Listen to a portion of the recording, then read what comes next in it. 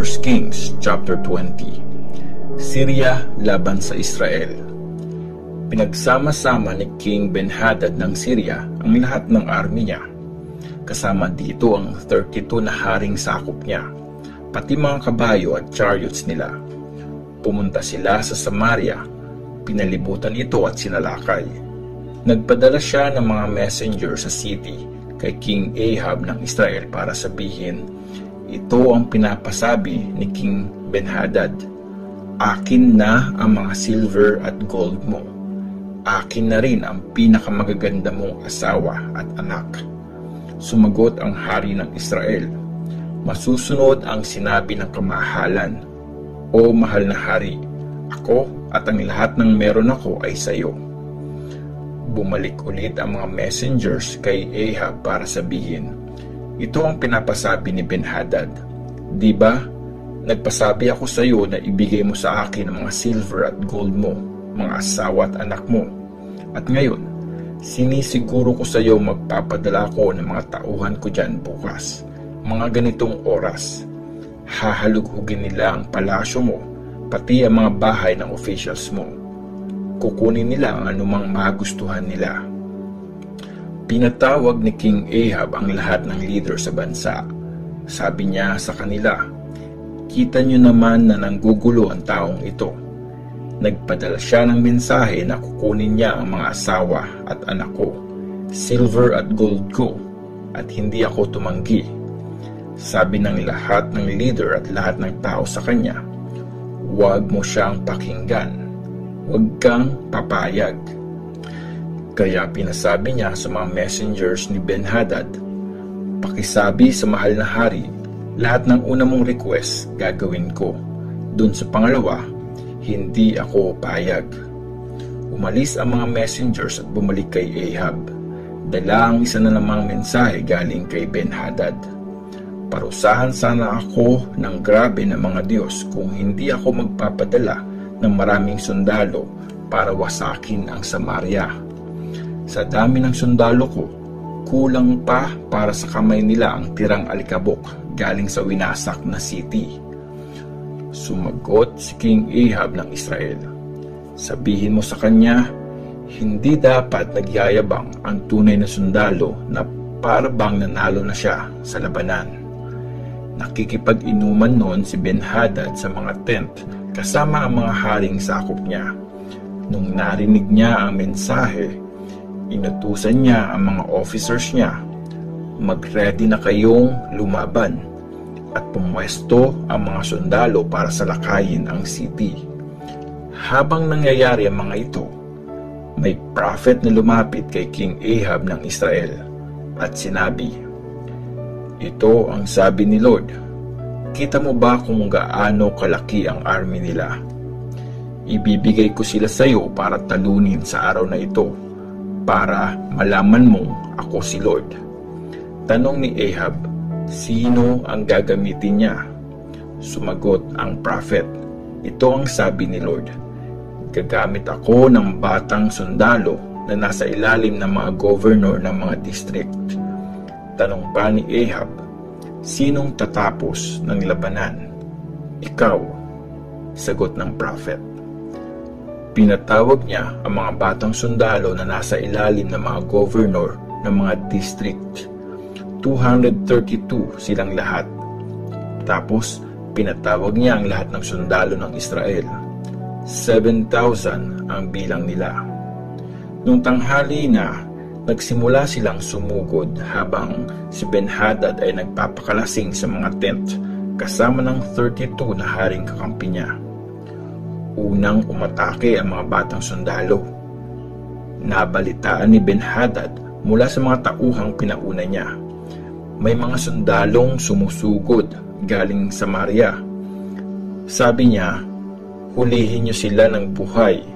Nakikipagsunduman sila o makikipaglaban sa atin. At sumugod nga ang mga batang sundalo. Nakasunod sa kanila ang army ng Israel. Napatay ng bawat isang sundalo ang kanya-kanyang kalaban. Tumakas ang mga taga-Syria at hinabol sila ng army ng Israel. Pero si King Ben-Hadad ng Syria nakatakas sakay ng kabayo kasama ang ilang sundalong nakakabayo. Sumugod na rin ang hari ng Israel at winasak ang mga chariots at mga kabayo ng mga kalaban at pinagpapatay ang mga Syrians. Sumalakay ulit ang Syria. Pagkatapos ng laban, lumapit ang prophet kay King Ahab ng Israel at sinabi, "Bumalik ka at magpalakas. Pagplanuhan mong mabuti ang mga gagawin mo. Next year, sa ganitong panahon, sasalakayin ka ulit ng hari ng Syria." Sabi naman ng mga officials ni King Ben-Hadad sa kanya, "Ang mga Diyos ng Israel ay mga Diyos ng bundok, kaya mas malakas sila sa atin. Pero kalabanin natin sila sa patag na lugar. Siguradong tayo na ang mananalo. Ito ang gawin mo. Alisin mo sa pwesto yung 32 na hari. Tapos, palitan mo sila ng mga commander ng army. Bumuo ka ulit ng army gaya nung nawala sa'yo. Parehong bilang ng mga kabayo at chariots dati.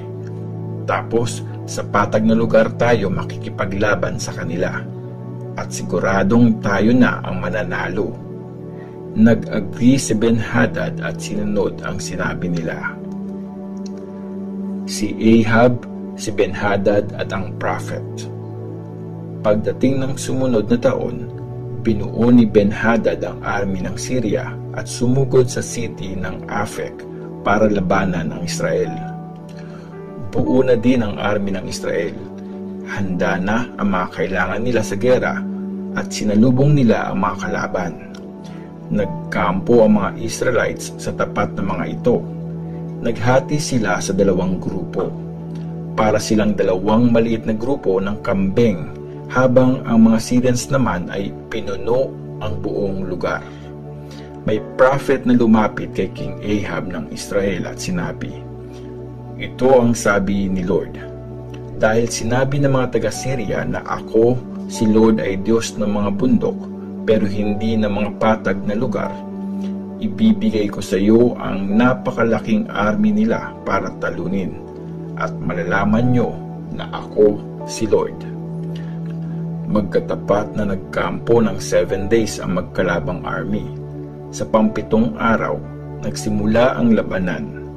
Napatay ng army ng Israel ang 100,000 na mga sundalong Syrian sa loob ng 1 araw.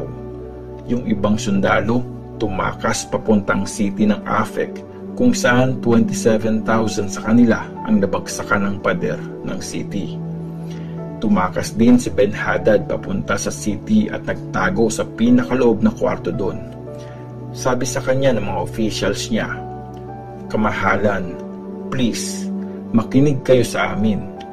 Nabalitaan namin na maawain ang mga hari ng Israel. Payagan nyo kaming magsuot ng sako na damit panluksa sa mga bewang namin at magtali ng lubid sa leeg. Tapos, pupunta kami sa hari ng Israel. Baka sakaling di na niya kayo patayin." Kaya nagsuot sila ng sako na damit panluksa sa bewang at naglagay ng lubid sa leeg. Saka nagpunta sa hari ng Israel. Sabi nila, "Pinapasabi ni Ben-Hadad na servant nyo, please, hayaan mo akong mabuhay." Sumagot si Ahab, "Buhay pa ba siya?